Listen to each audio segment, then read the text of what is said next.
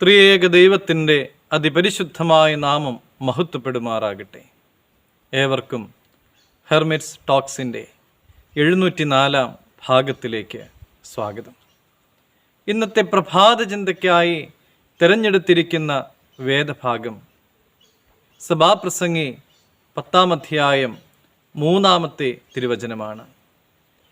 ഭോഷൻ നടക്കുന്ന വഴിയിൽ അവൻ്റെ ബുദ്ധി ക്ഷയിച്ചു പോകുന്നു, താൻ ഭോഷൻ എന്ന് എല്ലാവർക്കും വെളിവാകും.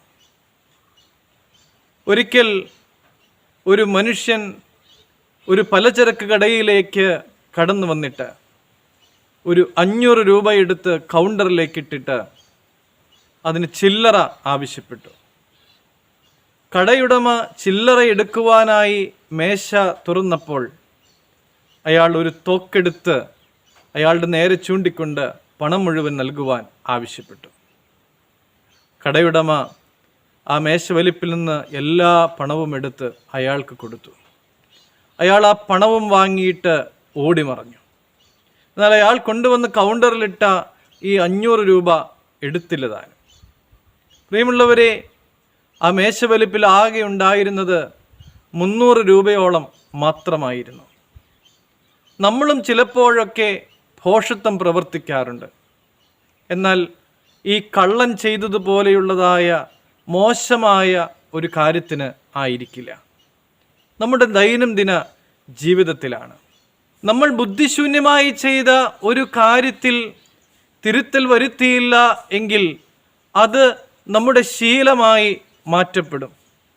അത് നമ്മുടെ സ്വഭാവത്തെ ദോഷകരമായി ബാധിക്കും. നമ്മുടെ ഭോഷത്വം വെളിവാകുകയും ചെയ്യും. ചിലപ്പോഴൊക്കെ നമ്മുടെ ഭോഷത്വം അംഗീകരിക്കുവാൻ നമുക്ക് വലിയ പ്രയാസമാണ്.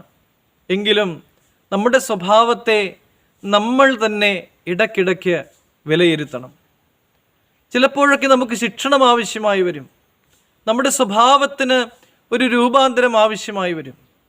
നമുക്ക് ശിക്ഷണം ലഭിക്കുവാനും നമ്മുടെ സ്വഭാവത്തിനൊരു രൂപാന്തരം ഉണ്ടാകുവാനുമായിട്ട് നമ്മൾ നമ്മളെ തന്നെ ദൈവസന്നിധിയിലേക്ക് വിട്ടുകൊടുക്കുവാനായിട്ട് തയ്യാറാകണം. ദൈവം നമ്മിൽ നിന്ന് എന്താണോ ആഗ്രഹിക്കുന്നത് അത് തിരിച്ചറിയുവാനും നമ്മുടെ പ്രവൃത്തികൾ നമുക്കും മറ്റുള്ള ആളുകൾക്കും പ്രയോജനപ്പെടത്തക്ക രീതിയിൽ ക്രമീകരിക്കുകയും ചെയ്യണമെങ്കിൽ നമുക്ക് നമ്മുടെ ഭോഷത്വം വെടിയേണ്ടത് ആവശ്യമായിട്ടുണ്ട്. അതിന് ഏറ്റവും ആവശ്യമായിട്ടുള്ളത് ദൈവത്തിൻ്റെ കൃപയാണ്. ദൈവത്തിൻ്റെ കൃപയ്ക്കായി നമുക്ക് യാചിക്കാം. ദൈവസന്നിധിയിൽ ശാന്തമായിരിക്കാം. ദൈവം നമ്മളെ കരുതട്ടെ, നമ്മുടെ കൂടെ ഉണ്ടാകട്ടെ എന്ന് പ്രാർത്ഥിക്കുകയും ചെയ്യാം. ദൈവം അനുഗ്രഹിക്കട്ടെ.